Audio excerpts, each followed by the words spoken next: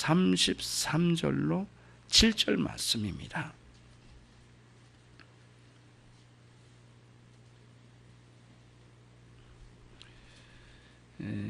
제가 쭉 읽겠습니다. 한번 들어보십시오. 33절. 또 옛사람에게 말한 바 헌맹세를 하지 말고 내 맹세한 것을 주께 지키라 하였다는 것을 너희가 들었으나 나는 너희에게 이르노니 도무지 맹세하지 말지니 하늘로도 말라. 이는 하나님의 보좌이며 땅으로도 말라. 이는 하나님의 발등상이요 예루살렘으로도 말라. 이는 큰 임금의 성임이요 내 머리로도 말라. 이는 네가 한 터럭도 희고 검게 할 수 없음이라. 오직 너는 너의 말은 옳다 아니라 하라. 이에서 지나는 것은 악으로 쫓아나느니라. 아멘.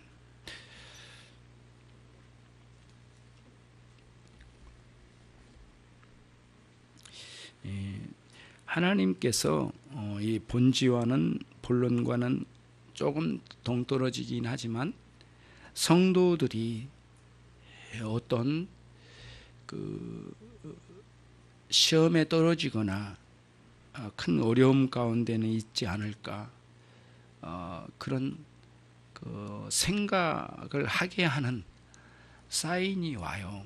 그래서 이제 담임 목회 할 때 그 부목사로 목양할 때하고는 다른 면이 좀 있는 것 같아요. 그래서 성도들 한 분 한 분이 안전하고 또 영적으로도 큰 시험에 떨어지지 않아야 되겠는데, 또 그러지 않고 또 이런 어떤 어려움에는 떨어지지 않는가라고 하는 사인이 올 때마다 굉장히 긴장이고, 또 목회자가 또 그 부분을 붙들고 많이 기도합니다. 때로는 밤새도록 기도하고 들어누워 있지만 잠도 안 오고 막 그럴 때가 있어요. 근데 그럴 때를 저는 불평하지는 않아요. 왜 불평합니까? 오히려 내가 너무 영적으로 우둔하기 때문에 나를 깨워주신다라고 생각을 해요. 그때는 더 영적인 긴장감을 가지고 하나님께 구하죠.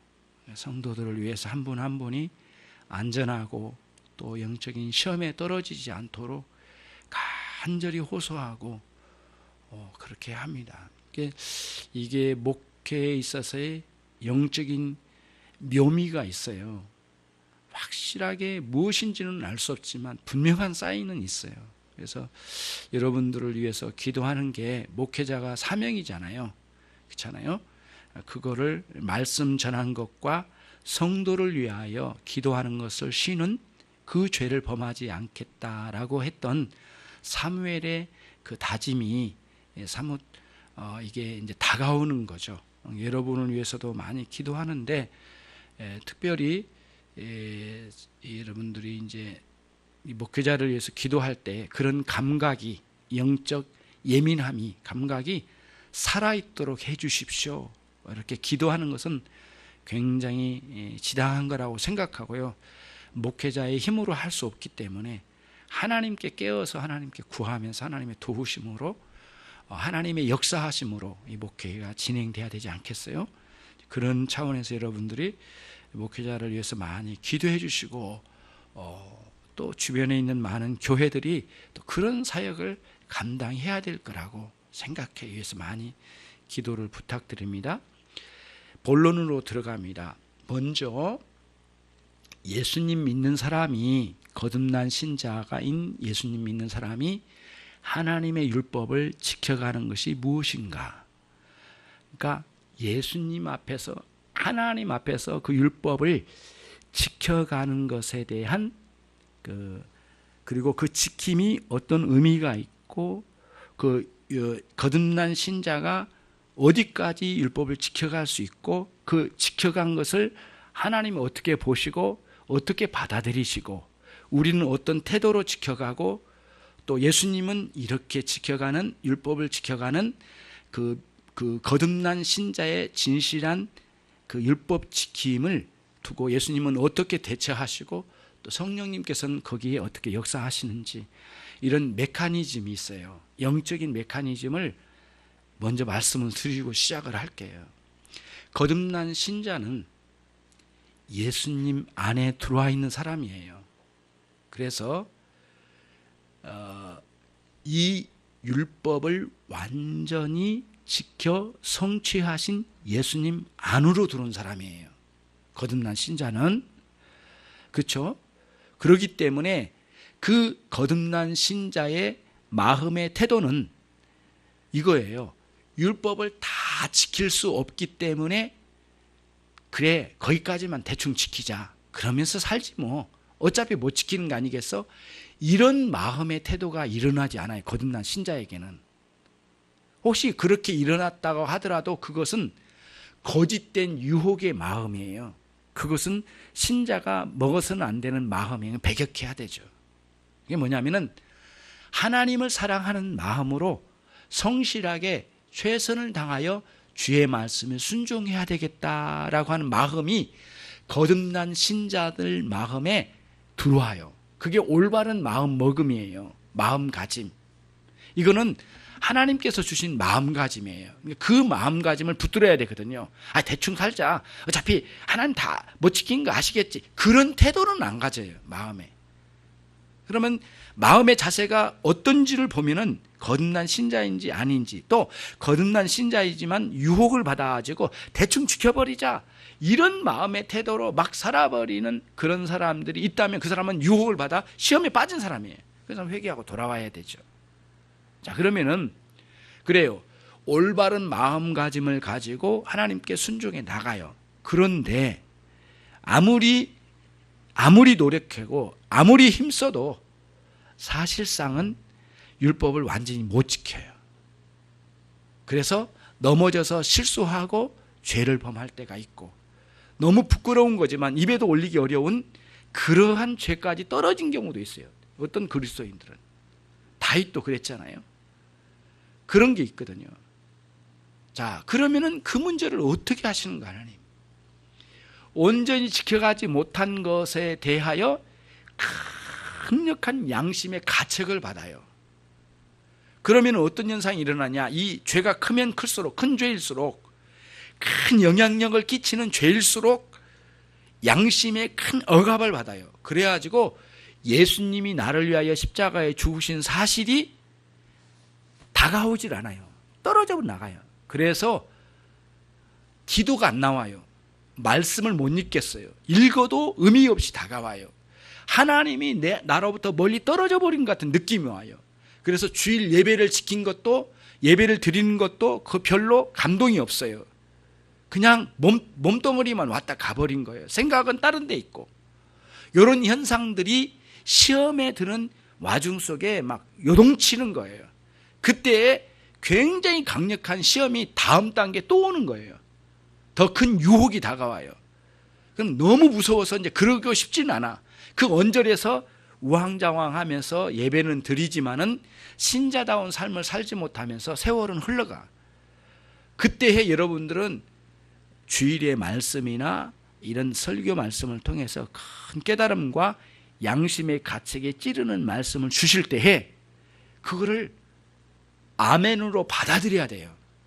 이 말씀은 옆에 있는 박 집사님이나 김 집사님이나 그 집사님에게 주신 말씀인지 아닌지는 모르지만은 이건 분명히 내게 주신 말씀이다 라고 하는 레마의 말씀이 있어요. 그때 그 말씀에 꼬꾸라져야 돼.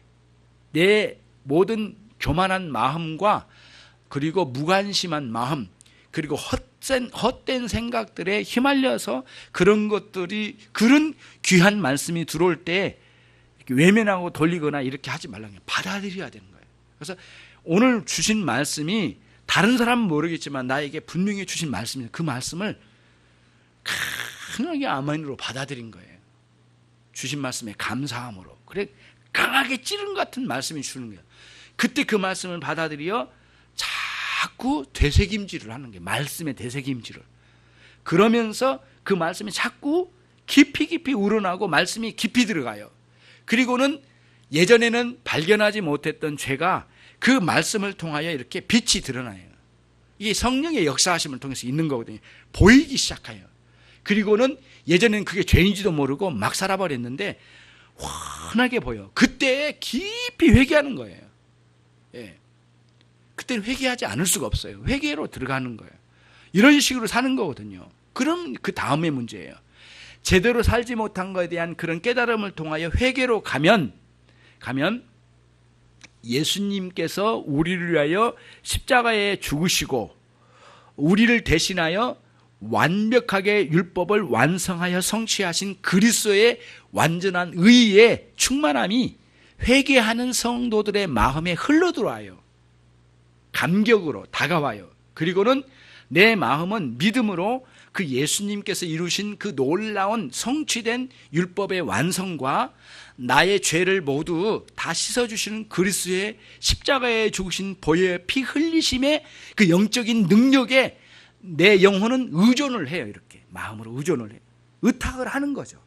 그러면 여러분의 죄악을 매 순간 예수님께서는 당신이 흘리신 십자가의 보혈의 피로 세탁을 해요. 매일 매 순간 세탁을 하여 하나님 아버지께 우리의 삶을, 우리의 헌신의 부끄러움이나 아니면 그런 것들을 그런 누더기 같이 된 그런 헌신일지라도 그거를 빨아주셔서 세탁하셔서 하나님께 올려드리는 거예요. 매 순간. 이게 영적인 메커니즘이에요. 이게. 그래서 지나온 죄에 대해서는 회개하고 그 다음 내가 나에게 주신 은혜에 대해서는 감사하고 찬양하면서 이렇게 심장이 피를 뿜어내기도 하고 들어마시 빨아들이기도 하는 것처럼 심장의 기능처럼 매 순간 쉼없이 우리의 신앙생활이 작동하여 나가는 거예요. 그러면서 오는 유혹에 대하여 말씀의 명확한 깨달음을 통하여 무언지를 아니까 퇴치시키고 그 다음에 옳은 길이 뭔지를 알고 거기에 발걸음으로 나가는 거예요. 이게 신앙생활의 하나의 그리스도인의 신앙생활의 율법과 함께 살아가는 신자의 삶의 메커니즘이에요.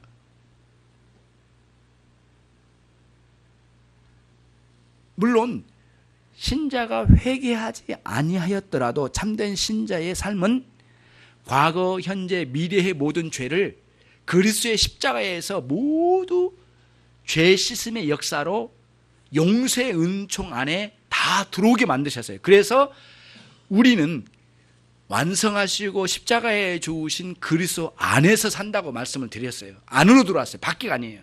안으로 들어왔어요. 모두 용서의 은총 안에 있어. 그러나 죄를 범하는 과정이 있었단 말이에요. 그런데 예수님 안에 아무리 있다 하더라도 죄를 범하면 죄의 성향이, 죄의 능력이 우리와 하나님 사이의 관계를 깨고 들어오고 감각을 무디게 만들고 우리의 깨달음의 무지함으로 그리고 우리의 깨달음의 감각을 이 깨달음의 그 능력을 약화시켜버린 쪽으로 우리를 몰아가거든요. 죄의 능력이. 그런데 회개를 하면 진실한 회개를 하면 그런 죄의 영향력이 단절되고 하나님의 은혜로 다시 한번 회복되어져서 이미 용서된 그 죄악이지만 용서받은 그 사죄의 은총을 내가 직접적으로 경험한 속으로 들어오는 거예요. 그러면서 내 영혼이 활발하게 역사하는 것을 경험하게 되는 쪽으로 들어오게 되는 거예요. 이게 신앙생활, 율법을 지켜가는 신자의 삶의 메커니즘이거든요. 이런 논리를 굉장히 중요하게 생각해야 돼요. 그래서 어떤 사람들은 이렇게 생각하는 사람이 있는데 그건 잘못된 거예요. 어떤 사람은 나는 한 주간 참 바보처럼 살았다. 나는 죽일 놈이야. 나 같은 놈은 구제가 안 될 대상이야. 이렇게 생각하고 거기 멈추는 거예요. 예. 그리고는 나처럼 자신을 꿰뚫어 정죄하는 사람이 있으면 나와봐라 그래. 나는 정직한 사람이고 그러지 않는 사람들은 부정직한 사람들이야. 이렇게 신앙생활하는 사람이 있는데 그거는 우스꽝스러운 사람이에요. 그거는 기독교에 반도 못 온 사람이에요. 그건 뭐냐? 그렇게 하면 안 돼요. 마음대로 살아라는 건 아니에요. 죄와 싸우면서 아름답게 신자다운 삶으로 살아가되 지난 주간에 범했던 죄에 대해서 처절하게 깨닫고 그 다음 그리스도의 용서의 은혜를 간절히 호소하는 쪽으로 들어가야 되는 거지, 자기를 정죄하는 것에 끝내버리면 안 된다는 거예요. 예. 졸리면 뒤에 가서 서 계셔요. 예. 그렇죠? 율법, 그러니까 신자가 율법을 순종해 나가면서 살아가는 삶의 메커니즘이에요. 이런 그 원리를 더 깊이 잘 생각해요. 의문이 나면 또 말씀을 드릴게요. 그런 논리를 잘 가지시고요. 자, 율법은 그런 개념이 있어요. 그래서 예수님께서 보세요. 너희 예수 믿었으니까 율법 필요 없어 라고 하지 않으셨어요. 오히려 율법을 더 깊이 해석해서 주신 거예요. 첫 번째 해석이 뭐였어요? 살인하지 말지니라 라고 하는 말씀을 먼저 주셨어요. 그렇죠? 오늘 본문으로 들어왔어요. 지금 벌써 본론으로 들어온 겁니다. 첫 번째, 살인하지 말지니라 21절부터 그랬죠? 그 살인이라고 했는데 문자적으로 살인을 실행한 것 말고 그러기 전에 너희 마음에 살인의 감정인 미움을 품고 있는 것부터가 이미 살인으로 연결되어 들어왔다. 너희 마음속에 품은 미움부터 다스려가라. 그것부터 회개하라. 이렇게 말씀하셔서 살인하지 말지라고 하는 이 말씀을 문자적으로만 굳혀놓고 살인하지 않는 것에 대한 자부심을 가지고 신앙생활하는 어리석은 사람들의 마음을 다 깨부시는 거예요. 주님께서 마음을 찌르신 거예요. 여러분 속에 미움의 문제. 그 다음 뭐예요? 27절로 32절에 간음죄에 대해서 말씀하시면서 너희 마음에 음욕을 품은 자마다 간음한 것이라고 말씀하시면서 내면에 깊이 찌르신 거예요. 겉으로 결혼 생활 잘 하고 있으니까 나는 간음하지 않은 자라고 하는 자부심 가지고 아주 버젓이 가슴 내밀고 신앙생활 잘한다라고 이렇게 뻐기는 마음으로 사는 사람들의 마음을 다 찢어버린 거예요. 그리고는 너희들 마음에 있는 이 음욕을 강하게 찌르고 말씀하신 거예요. 여러분과 저 속에 이기에서 벗어날 자가 어디 있겠느냐고 여러분. 이 문제를 찌르고 말씀하신 거예요. 이제 오늘 이제 마지막 세 번째예요. 계속해서 율법에 대해서 말씀하신 거거든요. 오늘 말씀은 33절에서 37절 말씀인데 여러분 마음에 진실함 없음을 이야기한 거예요. 진실로 돌아와라. 진실함으로 돌아와라 이거예요. 근데 맹세를 이야기하고 있잖아요. 맹세가 뭐냐면은 맹세의 본질이 뭐냐면은 이거예요. 자신 안에는 거짓이 있어요. 잘 들어보세요. 자신 안에는 거짓을 품었어. 마음에 거짓을 품었어. 근데 겉으로는 거짓이 아닌 것처럼 포장을 해. 예. 자, 저를 보세요.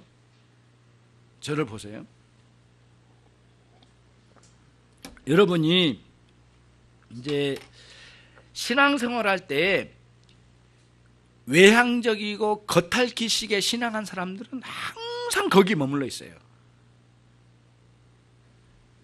여러분 마음을 꿰뚫어보고 내 마음을 전체를 성찰하면서 실제로 삶을 살 때 남편과의 관계 속에서, 자녀와의 관계 속에서, 또 친구와의 관계 속에서, 성도들과의 관계 속에서 내 마음에 숨어 들어와 있는 거짓이 뭔가를 발견될 때가 있어요. 양심에 찌르는 그거를 외면해버려, 덮어버려. 그때마다 이것이 큰 문제가 되는 거예요. 예수님이 지금 그거를 말씀하고 계신 거예요. 지금요. 예. 그러니까 너희는 맹세하지 말라라고 하지 않으셨어요. 뭐라고 하냐면 거짓 맹세하지 말라 이렇게 말했습니다. 그러니까 내면에는 거짓이 있고 이 거짓이 있는 것을 포장하여 감추려고 하는 노력을 뭘로 해요? 뭘로 한다고요? 맹세로 해요. 그래서 그게 거짓 맹세가 된 거예요. 그러니까 여기서 맹세 자체를 모두 금지시킨 게 아닙니다. 왜 그러냐면 예수님께서 실제로 맹세를 하셨어요. 예수님께 맹세하셨어요. 어디 보면 안 나오냐면 우리 본문을 멀리 갈 것도 없고요. 이런 겁니다. 18절을 한번 볼까요, 여러분? 같이 한번 읽어보겠습니다. 5장 18절 시작. 진실로 너희에게 이르노니 천지가 없어지기 전에는 율법의 1.1획이라도 반드시 없어지지 아니하고 다 이루리라. 그래서 이루리라라는 이 말씀이 화자의 의지가 담겼습니다. 다시 말하면 내가 반드시 이루겠다 그 뜻이에요. 그 이 말씀은 그대로 놔두면 그냥 이루어질 거야 이게 아니에요. 예수님이 반드시 내가 성취하리라. 어떤 도전이 있더라도 내가 이루겠다 이 말씀을. 그러니까 다시 말하면 이 18절 말씀 맹세예요, 하나에. 그러니까 예수님께서는 당신 맹세를 하셨어요. 근데 여기서는 맹세하지 말라고 하는 거니까 참된 맹세가 아니라 거짓된 맹세를 금지시킨 거예요. 그럼 뭐예요? 거짓된 맹세하는 의도가 어디에 있어요, 여러분? 자기 안에 있는 거짓을 어떻게 하려고요? 감추려고, 포장하려고. 그래서 상대방이 내 거짓된 것을 감추면 못 알아듣게, 눈치 못 채게. 그래서 이것이 거짓이지만 속은 거짓인데 거짓이 아니고 참된 거라고 확신시켜 주려고 거짓된 맹세를 막 하는 거예요. 이렇게 하는 거란 거죠. 이런 형태로 이 거짓된 맹세가 너무 많은 사람들에게 일반화되어 있는 거예요. 심지어는 유대인들에게까지. 이게 뭐냐면은 사람들마다 거짓이 너무 많이 숨겨 있는 거예요. 이게. 거짓말, 이것도 연결이 된 거거든요. 그래서 청교도의 토마스 왓슨 목사님이 하신 말씀이 아주 인상 깊어요. 모든 죄에는 거짓말이 따라다닌다. 한약방의 모든 약에는 뭐가 따라가요?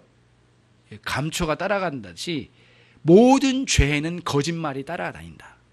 아주 굉장히 예리하게 봐야 된다는 거예요. 그래서 여러분과 제가 누구와 대화할 때 이 거짓이 없는지 자기를 살펴보는 거예요. 굉장히 중요한 문제예요, 이거를. 그러니까 여러분, 거짓을 자주 거짓말을 하는 사람은 거짓말이 큰 문제가 아닌 줄 알아요. 그런데 진실한 삶을 살고자 하는 사람에게는 거짓말 한마디가 충격이에요. 너무너무 큰 충격이에요. 그런 거예요. 그래서 우리는 이제 이렇게 보는 거예요. 진실함을 추구하는 신자의 삶을 가야 된다는 거예요. 정직하고요. 그러면 이제 우리는 이런 거예요. 기독교인이 가지고 있는 진실함은 뭐냐라고 하는 질문을 던지면 하나님의 말씀에 잘 반응해서 사는 것이 진실함이에요. 기본 바탕이 신앙적인 각도에서. 그리고 남을 속이지 않는 거짓 없는 마음으로 하나님의 말씀에 순종한 게 진실함이에요. 그러니까 이런 시샘말로 솔직함하고는 달라요. 내가 이거 있다? 나 이 잘못된 게 이거다? 솔직하게 내놓는 것, 그게 진실함이라기보다는 진실함은 어디로 온다고요? 하나님의 말씀과 연결이 되어 있어요. 하나님의 말씀을 잘 깨닫고 순종하는 게 진실함이에요. 이게 진실함의 기본 바탕이에요.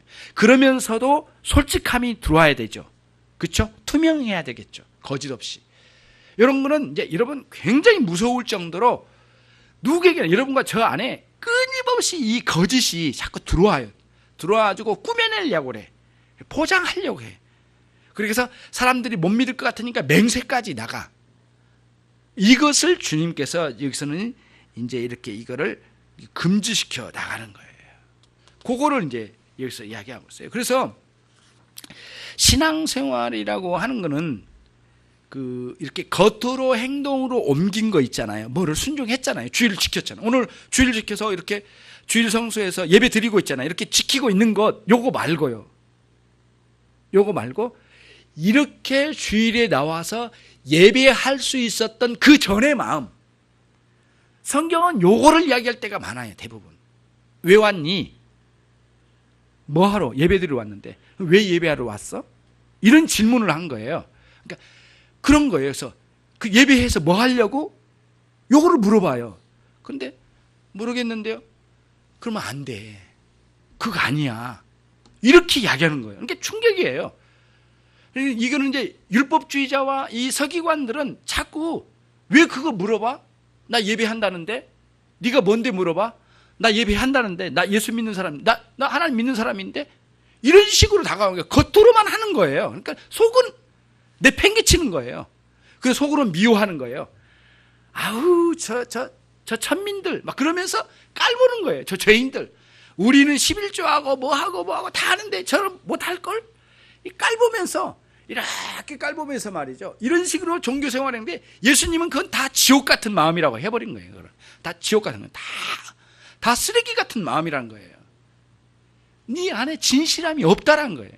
그래서 오늘 또 맹세를 말씀하실 때 처음에 살인의 감정인 미움을 말씀하시고 꿰뚫으셨어요. 그 다음에 뭐예요? 음욕의 마음을 지적하셔서 너의 음란한 생활을 버리라는 거예요. 여러분 버리지 않으면 안 돼요. 싸워가야 돼. 음란한 것과 접촉하는 모든 것을 오는 시간 끊으려고 노력을 하셔야지. 버리지 않고 뭐 하려고요? 싸워가는 거예요. 계속해서 싸워가는 거예요. 근데 문제는 여기에 있어요. 성령께서 은혜를 주셔야만 싸움 되는 거야. 요 논리를 이제 이 영적인 의미로 이제 들어온 거예요. 뭐냐면은 성령께서 내게 은혜를 주셔서 진짜 하나님을 사랑하는 그 열정적인 마음으로 순종하는 거예요. 하나님 그거를 너무너무 기뻐하신 거예요. 그런 순종을 너무너무 기뻐하신 거예요. 그래서 마음과 뜻과 정성을 다하여 주 너희 하나님을 사랑하라. 거기에 핵심 부분 도는 거예요. 모든 율법의 순종은 거기에 걸려 있어요. 만약에 그거 빠지면 아니라고 하는 거예요. 그리고는 심지어는 내 이웃을 네 몸뚱이처럼 사랑해라. 얼마나 우리 몸뚱이 사랑합니까? 뭐 헬스하고 약 먹고 뭐 어디 아프면 막 주사 맞고 뭐 난리잖아요. 뭐 응급실 가고 저도 갔어요. 몸을 아끼는 데는 막 누가 이제 그래서 뭐 주사라도 늦게 맞추면은 뭐 의사 선생님 따지기도 하고 막 이 몸을 아낀 데는 막 혈안이 되어 있어. 그처럼 이웃을 사랑해 주는. 성령의 충만함이 없으면 그런 삶을 살 수 있겠는가? 로지언스 목사님의 반문이에요. 그렇게 가는 거예요, 여러분. 그래서 오늘 여러분에게 이제 촉구하는 거예요. 진실함 없는 신앙생활은 너무 부끄러운 거다. 지금부터 하나님의 말씀에 순종함과 그 다음에 솔직함, 이 두 가지가 합해져 가지고 신자다운 진실함으로 나가야 되겠구나. 그거는 남편, 자식, 그렇죠? 예, 그 다음 친구, 성도, 목회자 누구에게나 마찬가지야. 이거는 투명하게 그렇게 하셔야 돼. 그래 열심으로 하나님께 사는 거예요. 조금 전까지는 매를 들고 자식들을 때리다가 화를 내다가 전화가 왔어. 따르르. 요즘은 그런 게 없지만 갑자기 여보세요. 잘 있었어요. 요즘 지금 맞아가지고 죽게 생기는데 지금 화가 나. 얘는 막 들어가지고 지금 울분이 나고 있는데 애는 막 울고 있는데 조용히 해. 잘 있었어. 한 주간 잘 보냈어요, 집사님. 이거 아니야. 예. 그러면 전화에다 대고 나 지금 기분 나빠가지고 우리 자식놈 뚜드러 팼는데 나 기분 보통이 아니야. 잠깐 끊어. 나 지금 한바탕 더 하고 내가 전화할게. 이렇게 할 수는 없는 거 아니에요, 또. 그러니까 그 전에 그런 분노하는 마음이나 이런 것들이 문제가 되는 거죠. 그러니까 철저하게 이게 어려운 문제이지만 이거를 마음 깊은 곳으로 내려가서 보는 거예요. 우리가 정말 마음은 시궁창 같은 마음 가지고 예쁘게 이발하고 이렇게 양복 입고 이렇게 예배드리고 오겠죠. 하나님은 다 하셔. 얼마나 부끄럽냐고요. 그거는 여러분의 양심과 하나님 다 하신단 말이죠. 그것과 싸워야 돼. 그럼 어떻게 해야 될까? 절망적이에요. 나를 보면 절망적이에요. 그래. 한없이 절망적이에요. 그래서 하나님께 회개하면서 나를 도우시기를 간절히 소망하고 나가는 거예요. 하나님 어느 날 주셔요. 말씀을 깨닫고 조금씩 변화가 일어나기 시작해. 또 가. 계속 이렇게 신앙이 그러면서 성장해야 돼. 예. 우리의 밖으로 외면적으로는 번영이 안 일어나지만 내면에 신앙의 번영이 일어나야죠. 신앙의 번영이 일어나면은 그 다음의 문제는 문제가 안 된다니까요. 그 다음의 문제는 신앙의 번영이 일어나야 돼. 그래서 여러분의 심령이 시궁창 같은 마음들은 변화가 일어나고 거기에 맑은 물, 하나님의 은혜의 강물이 흘러들어야 되죠. 그래서 점점 씻겨 내려가듯이 변화를 받아가지고 훌륭한 신자로 인격이 갖춰져 가야 되죠. 예. 내 자식이니까 아무렇게 한다? 천만의 말씀, 당신들 자식이 아니에요. 하나님의 자식이야. 어떻게 그렇게 말할 수 있어요? 어떻게 내 자식이라고 말할 수 있어요? 아니, 물론 내가 낳은 자식이 자식이지만 내가 마음대로 인권을 짓밟을 수 있는 그런 자식이냐고. 그럴 수 없어요. 하나님께서 그건 가만히 있지 않으셔. 그러니까 지금부터 회개하고 정말 바르게 정말 내면의 그런 변화를, 진실함을 가지고 가면서 어디 가서 이렇게 자기의 거짓을 감추려고 하기보다는 솔직하게 말할 수 있어야 돼요. 그게 큰 사람이잖아요. 아, 형제 미안해. 지난번에 내가 이렇게 하기로 했는데 못 지켰네. 정말 내 마음이 아팠어. 진실하게 말한 거예요. 솔직히 다 할 수는 있었는데 내 마음이 다 가지를 못했네. 미안해. 이렇게 진실하게 말해줄 수 있어야 되거든요. 대충 이거 상대방이 이해하겠지. 세상 살면서 세상물 먹은 사람이 이 정도 이해하고 사는 것 그것도 몰라? 직장생활 10년 다니면서 왜 그래? 이거 이해해줘야지. 이 정도는. 그러지 말라는 거예요. 그렇게 얼버무리면서 자기 거짓을 자꾸 이런 식으로 이렇게 세상의 사상하고 융화시켜가지고 만들려고 하지 말고, 세상은 세상이지만은 나는 그럴 수 없어. 하나님의 뜻은 아니야. 이렇게 말할 수 있는 태도를 가져가야 되는 거죠. 주님 말씀하신 거예요. 레위기서 19장 21절에 12절에 나온 말씀이에요. 오늘 그 거짓 맹세하지 말지니라, 이 말씀이 뭐라고 나오냐면, 너희는 내 이름으로 거짓 맹세함으로 내 하나님의 이름을 욕되게 하지 말지니라. 나는 여호와니라. 이렇게 레위기 19장 12절에 나온 말씀이에요. 정말 놀라운 거는요, 오늘 기억해도요, 다른 본문도 참 중요한 말씀이지만은 아주 중요한 그 성경 본문이 있어요. 그 중에 하나가 레위기서 19장이에요. 레위기서 19장 첫 번째 서두에 어느 내용이 나오냐면은, 나는 거룩하니 너희도 거룩할지니라. 방향 제시적, 신앙의 방향 제시적 명령이에요.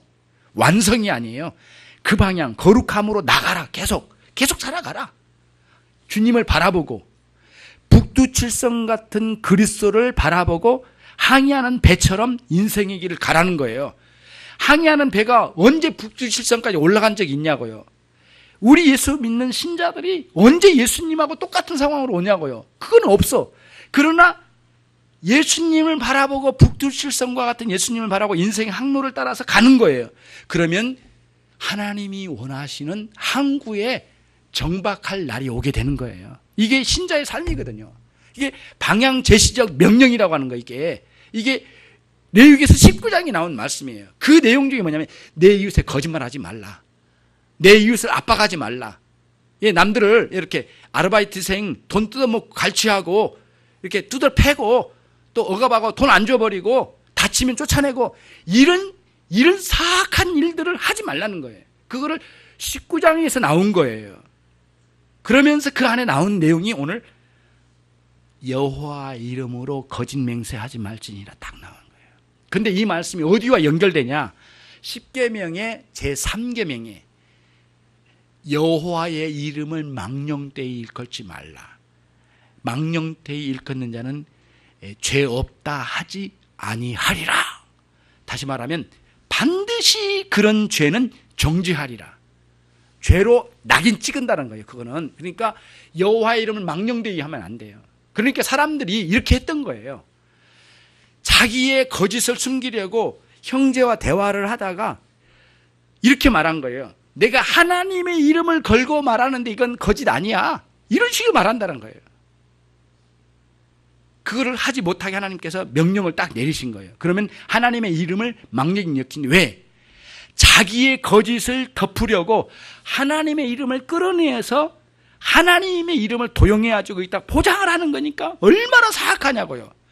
하나님을 끌어들여서 내 거짓을 감추려고 하는 이 사악함이 매우 크도다. 하나님 가만두지 않겠다는 거예요. 그 문제예요. 이 문제가. 그럼 우리는 거짓됨을 포장하느냐 마느냐가 아니라, 그것도 있지만 거짓되지 않으려고 힘써 살아가되 혹시 실수하고 이루지 못한 게 있거든요. 약속을 했지만 그런 것들은 용서를 구하고 잘못된 건 잘못됐다고 대범하게 이야기할 수 있고 옳은 것은 옳다고 말을 하는 거죠. 그렇게 해서 하나님 앞에 정직하고 형제들과의 관계에 정직한 거예요. 꾸미지 말고 너무 그렇게. 그런 맥락의 내용이에요. 그거를 굉장히 중요하게 생각해야 되는데 자기의 거짓을 자꾸 그렇게 하면 이게 발전해서 거짓이 악으로 흘러가는 거예요. 그런 맥락이 뒤편에 나와 있는데요. 그래서 이렇게 쉽게 하나님의 이름을 끌어내려서 자기의 어떤 말의 합리화, 자기 행동의 합리화 이런 것들을 들어온단 말이에요. 그때 하는 행동의 마음속에 뭐가 있는 줄 아세요? 하나님의 위엄을 전혀 생각하지 않는 영적인 경거망동이 난리치고 있는 중이에요. 경거망동이 뭐예요? 경솔하여 생각 없이 망령되이 처신한 거거든요. 하나님의 이름을 가지고. 그래서 우리 오늘 여기 모인 우리들은 그럽시다. 정말 그런 식으로 경거망동하지 맙시다. 혹시 잘못한 거 있으면 손해를 보더라도 잘못했다고 인정을 하고 용서를 빌고 정직한 길로 가는데 어려워요. 참 어렵죠. 어려워요. 굉장히 어려워요. 그러나 그 길로 가는 거예요. 정직하게. 남을 속이지 아니하고요. 그렇죠? 그러면 헛된 맹세 그거 할 필요 없는 거 아니겠어요? 이런 식의 이제 길을 우리가 먼저 트고 이제 나가야 되는 거죠. 그러니까 여러분 성령께서 거듭난 신자 안에 성령께서 생활을 하는 중에 이렇게 깨닫게 해주실 때가 있어요. 이러면 안 되는데 이게 아닌데 그렇게 느껴질 때에 여러분은 확신하고 있어야 돼. 거듭난 신자 안에는 반드시 성령님께서 주신 음성이에요. 그것이. 자, 다시 말씀드릴게요. 여러분들이 살아갈 동안에 마음에 우리 양심을 통해서 깨달음을 주실 때가 있어요. 이건 아니다. 이건 정말 부끄러운 짓이다. 성도로서. 성령께서 깨닫게 해주시는 역사예요. 이게. 자, 그러면은 반대로 못 깨닫게 하실 때 여러분 안에서 성령께서 은혜를 거둬가 버리실 때가 있어요. 죄를 범하고 또 가지 말라 그랬더니 또 가. 계속 가는 거예요. 근데 주일의 말씀을 듣고 몇 번 경고를 했는데 계속 가. 그럼 어느 정도 가버리면 성령께서 그 사람 안에 그런 희미한 깨달음까지도 다 거둬가신 거예요. 그러니까 영적인 감각이나 깨달음의 감각이 완전히 뭉그러져 버린 거예요. 느끼질 못해요. 마치 제가 직접 읽은 건데요. 중학생인데 애들하고 막 장난하는데 때려도 안 아프더래. 꼬집었는데, 그러니까 서로 꼬집었는데, 나는 안 아픈데? 너는 아프냐? 그러면서 더 꼬집어. 그래서 온몸을 꼬집어봐. 안 아파. 대여섯 명이 달라붙어서 온몸을 꼬집었대. 안 아프대. 야, 너 진짜, 너 대단하다. 야, 너는 참 대단한 몸을 가졌다. 이렇게 했대요. 이상해진 거예요, 점점. 나와 한자 균이 들어온 거예요. 중학교 때. 이 친구가 엄청난 절망에 빠진 거예요. 그리고 동네에서 다 들고 일어나서 그놈을 이 동네에 두면 안 된다. 그래가지고 전라도 소록도 있잖아요. 나환자촌. 거기다가 추방시켰어. 그 가장 예민한 중학교 때 버려진 거. 이거는 실화예요. 직접 읽은 내용인데 국민일보에서. 이게 버려졌어요. 그래서 비참하게 살 때 나중에 나았어요. 또 하나님의 은혜로 진짜 하나님을 진실하게 믿는 사람이더라고요. 하나님 은혜로 나았어요. 그래가지고 몸이 회복돼서 왔는데 뭐예요? 동네에서 들고 일어난 거예요. 데모가 일어난 거예요. 그놈 들어오면 다 때려 부시겠다. 나완전 놈이 뭐가 나아? 못 들어오게 한 거예요. 부모도 쫓아내고 친지도 쫓아내고 형제들도 쫓아낸 거예요. 그리고는 동네 사람들이 각개목 들고 쫓아내버린 거예요. 그놈 들으면 죽여버리겠다. 불태워버리겠다. 이렇게 하니까 눈물을 머금고 강원도 그 나환자에서 그 나은 사람들끼리 모여서 돼지와 소를 치면서 사는 그 거지 행세를 하는 그 속에 들어가지고 사는 거예요. 피눈물 나게 살면서 그 사람들과 함께 화합을 이루어가지고 조합을 만들고 또 소도 기르고 돼지도 기르면서 굉장히 좋아하는 나중에 국회의원이 됐더라고요. 그 국회의원의 이름까지는 거명하지 않을게요. 무슨 말씀을 드리다 여기 왔어요 지금? 끝까지 영적인 감각을 그렇게 사인을 주셨는데도 뭉개버리고 계속 가면 그런 감각을 느낄 수 있는 은혜를 거두신다니까 성령께서. 반대로 올게요. 하나님 성령께서 여러분에게 깨닫게 해주신 것은 여러분 안에 은혜가 있다 없다? 있는 상황이 있다는 거예요. 은혜가 있으니까 깨달음을 주신 거예요. 성령께서. 그런 깨달음을 주실 때 희미한 성령님의 음성으로 알고 하나님의 말씀을 따라 어떻게 순종할까 알아가면서 아는 만큼 순종해 나가는 거예요. 이게 신자의 생활의 원리거든요. 근데 여러분 이거를 굉장히 원리를 쉽게 생각해. 이런 깨달음을 내가 이렇게 혼자 생각하는 내가 지혜로우니까 깨달았다? 그렇게만 생각할 일이 아니에요. 그러니까 이 여러 사람을 죽이고 하는 살인을 범한 이런 사람들이 처음부터 그랬겠느냐고요. 점점점 그런 무딤이 없어져 버린 거예요. 그리고는 그 속으로 빨려 들어간 거예요. 사람을 죽여도 죄책감을 못 느끼는 완악한 양심에 화인 맞은 상태로 나가 떨어져 버린 거예요. 우리는 그런 삶을 우리는 생각하지도 않겠지만 우리는 오늘 여기서 그래요. 여러분들이 마음에 양심의 가책을 느껴서 깨닫게 해주시는 성령님의 음성을 통하여 신자로서 이런 거짓말은 옳지 않아 라고 생각된 거는 빨리 거둬가시는 거예요. 자꾸. 그리고 자꾸 유혹이 와요. 거짓말해서 이 상황을 모면해야지. 아이고 거짓말을 해서라도 내가 올바른 사람이라는 걸 나타내야 될 텐데 이렇게 자꾸 하려고 하지 말고 사람들에게 너무 거기서 할 수 없다면은 하나님 앞에 먼저 회개하고 터놓고 진실함을 터놓고 이야기할 수 있는 데까지 가야 된다는 거예요. 이런 게 이제 우리 신앙에 굉장히 중요해요. 예수님은 요거를 말씀하신 거예요. 그러니까 살인의 감정인 미움하고 그 다음에 간음의 그 간음으로 이어가는 그 음욕, 여성만 보고 품는 그 음욕하고 그 다음에 진실함 없음, 이 세 가지가 굉장히 중요한 신자의 생활의 기본 바탕이기 때문에 주님이 이거 말씀하신 거예요. 그런데 주님은 말씀하신 밑도 끝도 없이 말씀하신 게 아니라 뭐예요? 율법에서 가르쳐주신 말씀을 재해석해서 원래의 깊이로, 원래 구약에서 그걸 말씀하려고 하신 거다. 하나님께서 그걸 말씀하려고 가르쳐 주신 거예요. 자, 그러면은 34절 한번 보시겠습니다. 같이 34절 읽겠습니다. 나는 너희에게 이르노니 도무지 맹세하지 말지니 하늘로도 말라. 이는 하나님의 보좌이며. 제일 의문이 가는 것 중에 하나가 도무지라는 용어예요. 도무지. not at all. 그 도무지. 그러니까 아무것도 전혀 맹세하지 말지니라 라고 하는 말씀이 어려워요. 이 본문 전체에서 굉장히 어려운 게 이 부분이에요. 왜 예수님은 맹세를 다 하지 말라는가? 거짓된 게 아니라 참된 맹세는 할 수 있는 거거든요. 예수님도 하셨으니까. 그렇잖아요. 그리고 신앙적으로 모두 참된 맹세는 할 수 있는 문제예요. 근데 거짓된 맹세를 하지 말라는 거예요. 자기의 이 거짓을 감추려고 하는 맹세, 그걸 말라는 거예요. 근데 여기서 도무지라는 말을 왜 쓰셨을까라는 문제가 있어요. 그건 뭐냐면은 1차적인 청중이에요. 누구예요? 이스라엘 백성들. 그리고 유대인들 있잖아요. 유대인들이 가지고 있는 배경을 두고 한 거예요. 그때 당시에 이 거짓된 맹세가 횡행했어요. 너무너무 날뛰었어요. 대부분 어떻게 했느냐면은 이렇게 해요. 구약의 말씀을 보니까 여호와의 이름으로는 망령되이 그렇게 거짓 맹세하지 말라 이렇게 돼 있으니까 그러면 좋다.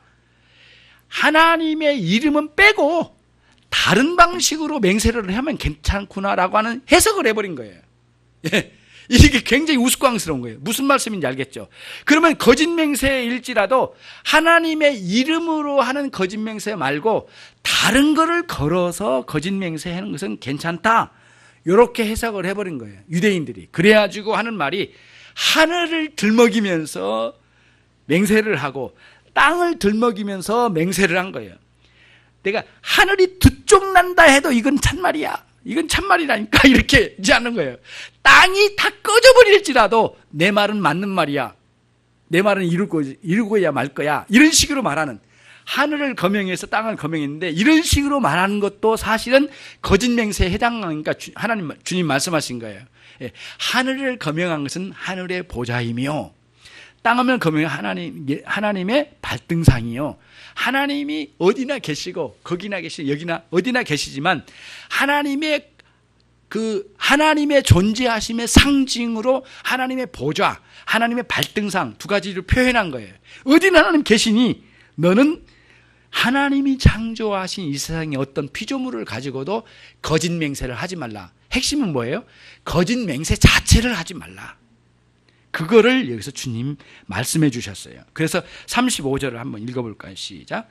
땅으로도 말라 이는 하나님의 발등상이며 예루살렘으로도 말라 이는 큰 임금의 성이며 36절 내 머리로도 말라 이는 네가 한 터럭도 희고 검게 할 수 없음이라. 당대 그랬대요. 예수님 시대에 유대인들이 야 만약에 내가 이 거짓말이라면 이 머리카락이 오늘 밤 노란색으로 변해버릴 거야. 믿지? 이렇게 했다는 거야. 이런 식으로 자기 머리카락도 물론 이 뭐 염색 요직한 염색이지만 있지만은 스스로 자기 몸을 그렇게 변화시킬 수 없는 무능한 너의 인생이 어찌하여 그렇게 하나님만 하실 수 있는 일들을 네가 그렇게 함부로 거명하면서 이렇게 맹세하느냐. 있을 수 없다. 그럼 다 제거하라. 이렇게 말씀하신 거예요. 그렇죠? 마지막으로 이제 이 바리새인과 서기관들의 맹세는 허무맹랑한 거고 율법을 과도하게 펼쳐서 해석한 거고 거짓된 맹세를 이리저리 빠져나가면서 할 수 있는 길을 만들었다는 차원에서 바리새인과 서기관들의 해석은 구약의 해석은 잘못됐다. 주님 말씀하신 거예요. 그런데 이제 주님은 정확한 그 길을 말씀하신 거예요. 그러면은 이제 37절 말씀을 한번 마지막이니까 한번 보시기 바랍니다. 같이 읽습니다. 시작. 오직 너의 말은 옳다 옳다 아니라 아니라 하라. 이에서 지나는 것은 악으로 쫓아나느니라. 그러면 37절은 무엇이냐? 거짓된 맹세를 하지 말라라고 하는 말씀에 이어서 그러면 어떻게 살아야 되냐? 방책, 거짓된 맹세를 하지 않는 방책을 어떤 방식으로 할 수 있는가? 그거를 가르쳐 주신 거예요. 우리에게 명확하게 주신 거예요. 어떻게 해요? 옳다 옳다 아니다 아니다 이렇게 하는 거예요. 근데 이 본문을 의미적으로 보면 뭐냐면은 옳은 것은 옳다고 말하고 그리고 아닌 것은 아니다라고 정확하게 이렇게 말을 해 나가라. 그러면 그렇게 되면 그 순간 어떤 유혹을 못 받아요? 안 받겠어요? 거짓 맹세를 해서라도 감춰야 되겠다라는 유혹을 받지 않게 될 거다. 그러지 않겠는가? 만약에 옳은 건 옳다, 아닌 건 아니다고 안 해버리면 그렇게 선명하게 나가지 않으면 강력하게 유혹을 받을 거다. 거짓된 맹세라도 감춰야 되겠다라고 하는 것. 그렇게 하면 어디로 간다고요? 마지막은 그렇게 이에서 지나가는 것은 뭐예요? 악으로 쫓아나느니라. 다시 말하면 악으로 쫓아 따라가 버린다는 거예요. 악으로 따라가게 된다는 거예요. 근데 원래 본문에는 뭐라고 돼 있냐면은 악한 자로 쫓아나가리라 이렇게 돼 있어요. 근데 악한 자는 뭐냐면은 사단이거든요. 말할 것 없이 사단이에요. 이 마귀예요. 마귀를 쫓아나가리라. 직접적으로 그렇게 우리가 해석하기는 너무 과격한 것 같고 어떻게 해야 되냐면은 그렇게 진실을 감추고 헛된 맹세로 더 포장을 하고 또 포장해 나가면 그게 발전해 나가면 어디로 가냐? 악한 자의 지도와 악한 자의 이런 지배 아래 이렇게 빨려 들어간다는 거예요. 이렇게 계속해서 악이 악을 낳고 악이 악을 낳는 쪽으로 가버리다 보면은 결국에는 어디로 가냐? 이 마귀의 자식의 계략에 휩쓸려 가게 될 거다. 결국에는 주님은 그거를 말씀하신 거예요. 그러니까 빨리 끊어버리라 그거를. 그래서 아닌 건 아니라고 말할 수 있고 옳은 건 옳다고 말할 수 있는, 다시 말하면 남의 것을 말한 게 아니라 내 자신의 거예요.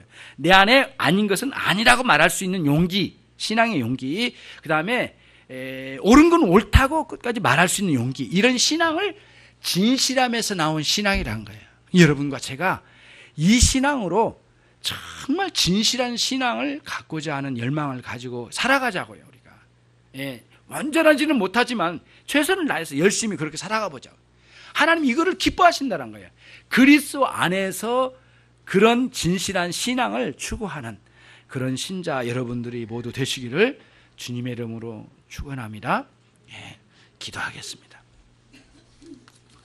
이 시간 기도할 때 하나님, 참 우리는 부끄러움이 많았습니다. 우리의 거짓됨을 숨기려고 하는 것도 많았고